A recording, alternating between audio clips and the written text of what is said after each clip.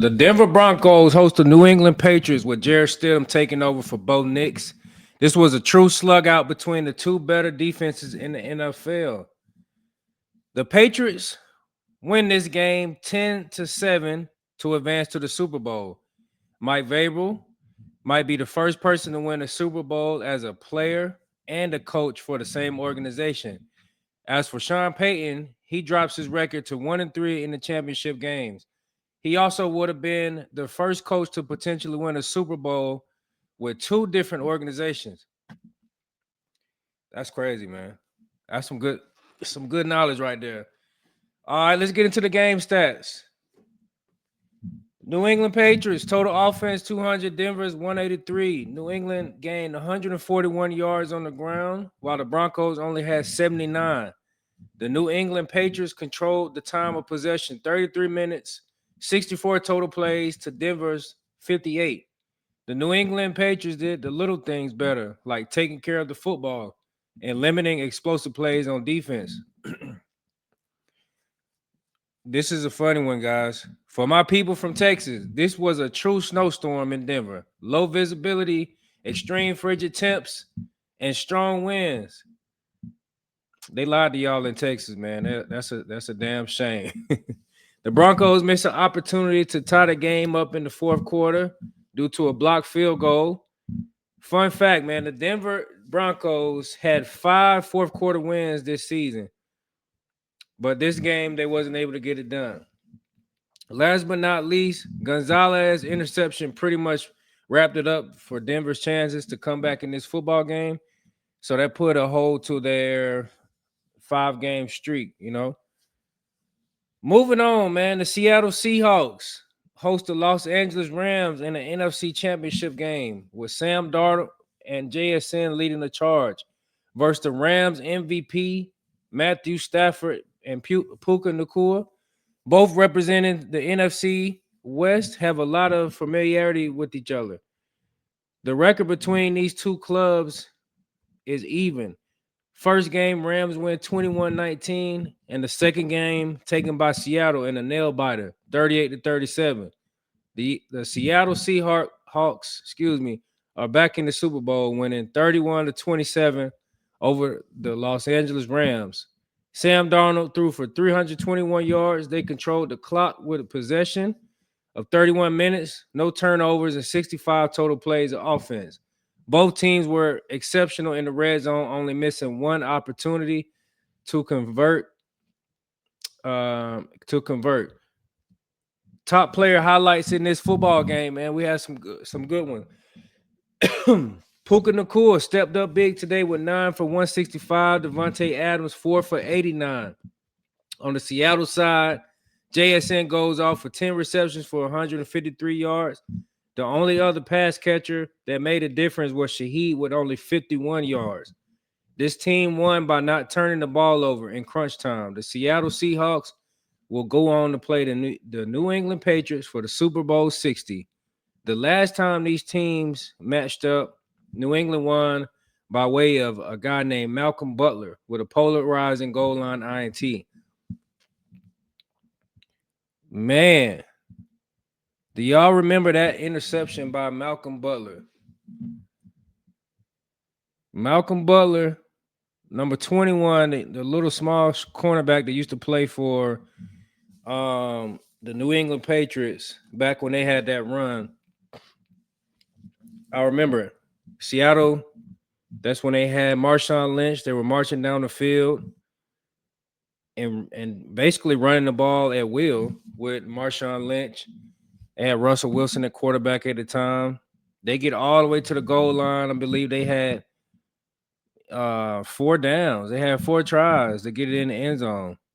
I think they ran, and on 3rd down or 4th down, whatever one it was, they decided to call I think they call it like a dive pass or something like that, and Malcolm Butler, snuck in there, stepped between the receiver and the football, picked it off, and it was the end of the football game, man. That was a huge moment in NFL history. And Malcolm Butler Went on to get paid. I think he was an undrafted guy, but he got a lot of success after that play. That was a huge play for him in the New England Patriots. So, but yeah, man, this was y'all gotta let me know in the comments, man. Did y'all expect these two teams to be in the Super Bowl? Like, be honest. Did y'all really expect these two teams to be in the Super Bowl again? And it's not the first time they've been in the Super Bowl, like I just mentioned. So we had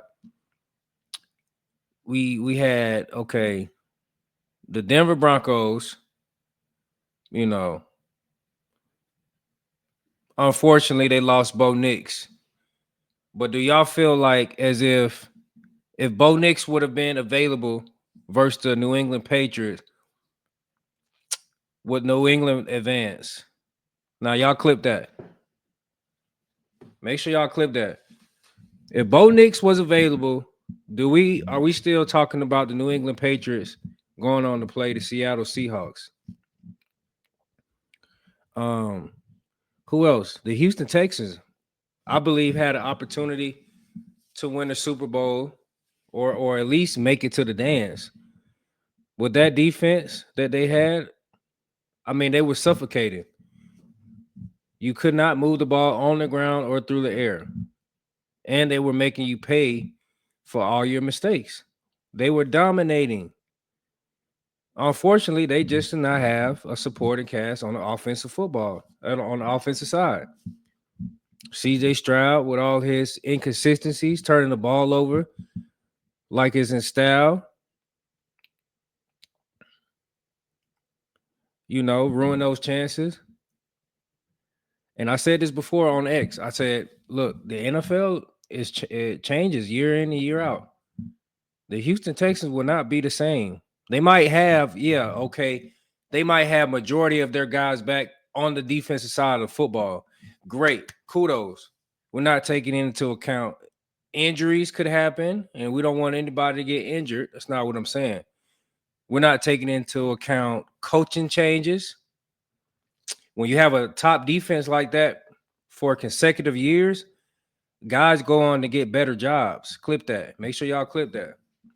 When you have a top defense for consecutive years, the guys that are coaching those great players on that team, they go on to get higher position jobs. So we're not taking into account that next year it would I mean, the window of opportunity is very small, guys. Back to the point at hand. So y'all, I need to know, like, who did y'all think going into this season? Who did y'all think had an opportunity to go to the Super Bowl? I put out there the Houston Texans. I put out there, obviously, Denver Broncos, Buffalo Bills. Me personally, I did not see Kansas City going to the Super Bowl because of their negligence on the defensive side of the football. But, Spagnuolo just ignorant to what he has, especially in the secondary. On the defensive line, also, like, bro, you got one guy, and hell, he barely plays he barely plays full speed when you need him to. And Chris Jones. Got one guy on the defensive line. McDuffie is cool, but McDuffie did not have his best year. He did not have his best season this year. The other guy, I don't even know his name, number 35. Spags continues to play this guy, and it cost him. That's why they asked him to make the playoffs. So I never thought about them making it.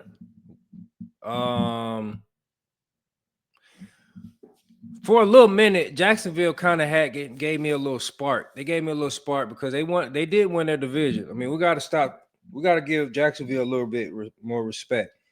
They had some key pieces go down in injury due to injury, so on the defensive side, but I feel like Jacksonville had a little potential there. And then on the NFC side, Let's just talk about the NFC West as a whole. I mean, you had three teams in the playoffs. The 49ers, San Francisco 49ers, you had Seattle Seahawks, and the Los Angeles Rams. Those are three teams. All those teams had a chance to go to the Super Bowl, in my opinion. The San Francisco 49ers was another team that was riddled by what? Injuries. And that's a crazy kind of story they got going on over there, man. You know, they got like some power fields or something like that next to the practice field. You know, some of the players have been complaining to Shanahan over there. I don't know what's going on. I don't know if that's a real thing. Y'all gotta let me know in the comments. But who else in the NFC? Um, Obviously the reigning champs, the Philadelphia Eagles. I thought they had a chance. You know, just couldn't get it together with Jalen Hurts. You know, Kevin Patullo, AJ Brown. You know, the defense was okay, but they weren't what they previously were. I can tell you that. Hence that's why they were out. They were out. Um, I never felt like the Green Bay Packers had a chance. I never felt like the Dallas Cowboys had a chance just because the defense wasn't that great. The Chicago Bears might have been a little dark horse for me. You know, Caleb Williams started to play a little better towards the end, or towards the end of the season. But they had the number one defense in takeaways.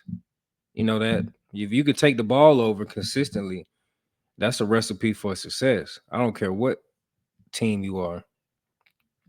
So, but yeah, man. So then you got, of course, New England Patriots, man.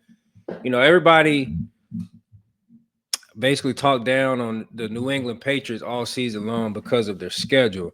You know, I never really felt like, I could really. Oh, I just didn't. I don't like when people talk bad about a schedule as if, as a player, like, bro, we have no control over that. We have no control over how the NFL constructed this schedule that we are required to play. It's not our fault that, I guess, quote unquote, every team on the schedule, according to the y'all, is subpar football teams. You know, so I didn't really get to understand that narrative. It's still the NFL, bro. Regardless, it's still the NFL. Everybody's getting paid. Everybody has to be a professional, a pro. So, I just never understood that narrative. But look where it's got them. Where's the narrative now? Where's the narrative now? They knocked off Buffalo and they knocked off the Denver Broncos. Now, given Denver Broncos didn't have Bo Nix, I know most people are going to use that as an excuse, which they probably should. But Stidham didn't really play bad to me, in my opinion. I believe Stidham played better than CJ Stroud. Now clip that. Stidham did not play as bad as CJ Stroud did. If Stidham played for the Houston Texans when the Houston Texans played the New England Patriots, I believe the Houston Texans win that football game. Stidham didn't turn the ball over until, the end of the game. And, when he threw the interception to Gonzalez, I mean, bro, he could barely see down the field. He was just trying to, give his receiver an opportunity. The visibility wasn't there. So, but that was like one turnover. So, yeah, man. Shout out to Mike Vrabel though, like I mentioned, you know, that will be a huge accomplishment, and it would just be really cool, man, if he can go on and win a Super Bowl because he won a Super Bowl as a player with the New England Patriots, and now full circle, now he's a coach and he's going to the Super Bowl. So I think that's a pretty cool story, all in all, man. But yeah, man, this was a cool weekend. This was some great football. The Seattle Seahawks, two good quarterbacks, great quarterbacks. Sam Darnold get a bad rap, man, but for the past couple years, he's turned it around. So I'm gonna need y'all to start putting some more respect on Sam Darnold, man. See that we have a problem with trying to bury quarterbacks and players in general from, you know, I guess mistakes they made earlier in their careers. But we got to start giving guys grace when we see them make improvement, substantial improvement at that. Like I never seen a guy get talked about or, what I'm saying, don't get enough praise as a guy like Sam Darnold. And all he has done is win, games. You know what I mean? So, hey, shout out to the Seattle Seahawks as well, man. Shout out to the Rams. Shout out to the Denver Broncos, man. Hey, I know how it is to lose that championship game, and I know how it feels to win it. I don't know how it feels to win a Super Bowl, but I definitely know how it feels to win. You know what I'm saying? How it wins to feel that AFC championship though, and I know how it feels how it feels to lose. So, Denver Broncos, man, they'll definitely be back. They have a young football team. Bo Nix is young. Sean Payton will return. I think they are in a great spot. We're gonna have to be looking out for that AFC West matchup with them. You gotta think the Kansas City Chiefs are gonna be back with Eric Bieniemy. They are not messing around, guys. You must stay tuned. I expect Brett Veach. Brett Veach, if you watching this, I expect you to work your magic. I need you to put on your best Howie Howie impression and go out here and make some moves, man, because hey, Kansas City, that wasn't Kansas City. That wasn't like Kansas City last season. That wasn't like Kansas City last season. So, and we got the enemy back. Come on, man. Let's do it. You know what I mean? The Seattle Seahawks, they have a young team. I think they will be in the mix. Now, the Rams, I'm not sure. The guys are getting older. Puka Nakua, they are going to pay him. He's going to be there. I think Matthew Stafford still has something in the tank. But yeah, man, we'll see, man. But y'all stay tuned. Again, man, make sure y'all go ahead and do what's right, man. Do what's right. You already know what I'm about to say. Man. Make sure y'all like, share, and subscribe, man. Make sure y'all like, share, and subscribe because it's free, not because it's me. You know what I'm saying? Share the video, do all that good stuff, man. Corner Suite Podcast, your host, Steve Nelson. Championship football, man. We checking out. Peace.